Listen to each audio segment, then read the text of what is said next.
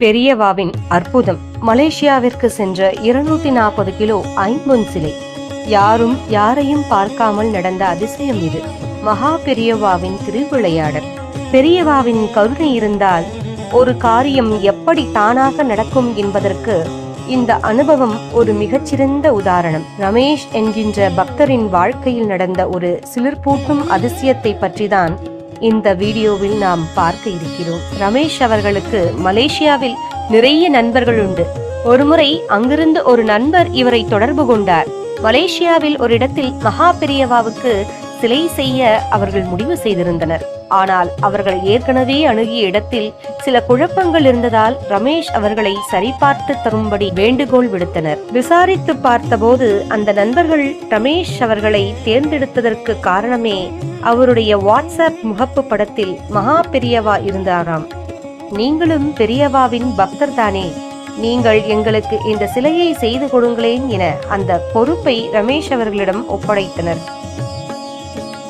மகாபலிபுரத்தில் உள்ள ஒரு கலை இயக்குனரின் உதவியோடு ஒரு மிகச்சிறந்த சிற்பி ரமேஷ் அவர்களுக்கு கிடைத்தார். முதலில் 60 கிலோவில் சிலை செய்யலாம் என்றுதான் நண்பர்கள் திட்டமிட்டிருந்தனர். ஆனால் பெரியவாவின் அருளால் அது 240 கிலோ எடையுள்ள பிரம்மாண்ட ஐம்பொன் சிலையாக உருவெடுத்தது. இங்குதான் ஒரு பெரிய ஆச்சரியம் ஒளிந்திருக்கிறது. மலேசியாவில் சிலை கேட்டவர்களையும் ரமேஷ் பார்த்ததில்லை, அவர்களும் ரமேஷை பார்த்ததில்லை. ஆனால் ஒருவரையொருவர் நேரில் பார்க்காமலேயே முழு நம்பிக்கையுடன் இந்த மாபெரும் காரியம் நடந்து முடிந்தது. இது பெரியவா நிகழ்த்திய நிஜமான மிராக்கிள் தான்.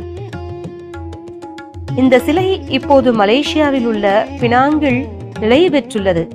அங்குள்ள ஒரு குருஜி பெரியவா மீதான பக்தியால் தனது சொந்த பங்களாவையே ஆசிரமமாக மாற்றி தினமும் இந்த ஐம்பொன் சிலைக்கு பூஜைகள் செய்து வருகிறார். நம்பிக்கை இருந்தால் தெய்வம் நம்மை தேடி வரும் என்பதற்கு இந்த சிலை அமைந்த விதம் ஒரு சாட்சி. ரமேஷ் அவர்களின் இந்த அனுபவம் உங்களுக்கு பிடித்திருந்தால் உங்கள் நண்பர்களுக்கும் பகிருங்கள். மலேசியாவில் இருக்கும் நண்பர்கள் முடிந்தால் மகா பெரியவாவின் திருவுருவச் சிலையை கண்டு ஆசீர்வாதம் பெறுங்கள். ஜெய ஜெய சங்கர, அரஹர சங்கர.